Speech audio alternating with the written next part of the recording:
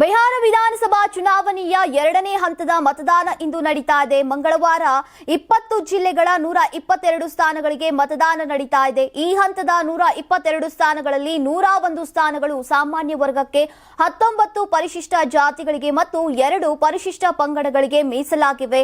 November 6ರಂದು ಮೊದಲ ಹಂತದಲ್ಲಿ 65.8% ಮತದಾನವಾಗಿದ್ದು ಇದುವರೆಗೆ ಅತಿ ಹೆಚ್ಚು ಮತದಾನದ ದಾಖಲೆ ಬರೆದಿತ್ತು.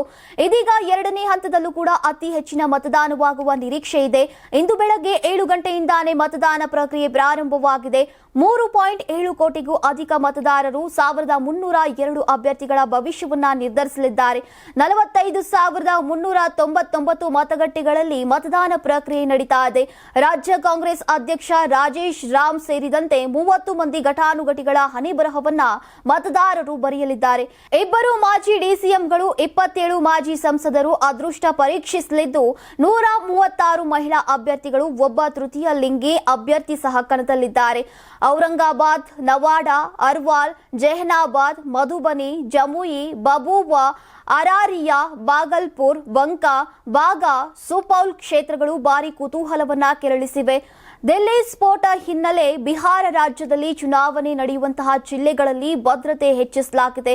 ಉಗ್ರ ನಿಗ್ರಹ ಪಡೆಗಳು, ವಿಶೇಷ ಕಾರ್ಯಪಡೆ ಯೋಧರು, ಕ್ಷಿಪ್ರ ಕಾರ್ಯಪಡೆ ಪೊಲೀಸರನ್ನ ಭದ್ರತೆಗೆ ಬಳಸಿಕೊಳ್ಳಲಾಗಿದೆ. ರಾಜ್ಯದ 60,000 ಪೊಲೀಸರ ಜತೆಗೆ ಅರೆ ಸೇನಾ ಪಡೆಗಳ 4 ಲಕ್ಷ ಯೋಧರನ್ನ ನಿಯೋಜಿಸಲಾಗಿದೆ. ಅತಿ ಸೂಕ್ಷ್ಮ ಮತಗಟ್ಟೆ ಅಂತ ಗುರುತಿಸಲಾದಂತಹ 8,491 ಮತಗಟ್ಟೆಗಳಲ್ಲಿ ಹೆಚ್ಚುವರಿ ಭದ್ರತಾ ಪಡೆಗಳನ್ನ ನಿಯೋಜನೆ ಮಾಡಲಾಗಿದೆ.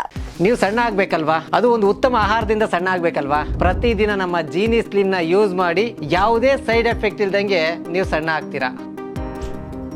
ನಿಮಗೆ ಮಾಧ್ಯಮದಲ್ಲಿ ಕೆಲಸ ಮಾಡುವ ಆಸಕ್ತಿ ಇದೆಯಾ? ಹಾಗಾದ್ರೆ ಕರ್ನಾಟಕ ಟಿವಿ ಡಿಜಿಟಲ್ ಮೀಡಿಯಾದಲ್ಲಿದೆ ನಿಮಗೆ ಒಳ್ಳೆಯ ಅವಕಾಶ. ಆಯ್ಕೆಯಾದವರಿಗೆ ಉಚಿತ ತರಬೇತಿ ಕೊಡ್ತೀವಿ. ತರಬೇತಿ ನಂತರ ಕೆಲಸ ಮಾಡುವ ಅವಕಾಶನೂ ಕೊಡ್ತೀವಿ. ಈ ಕೂಡಲೇ ನಿಮ್ಮ ಮಾಹಿತಿಯನ್ನ ಮೇಲ್ ಮಾಡಿ.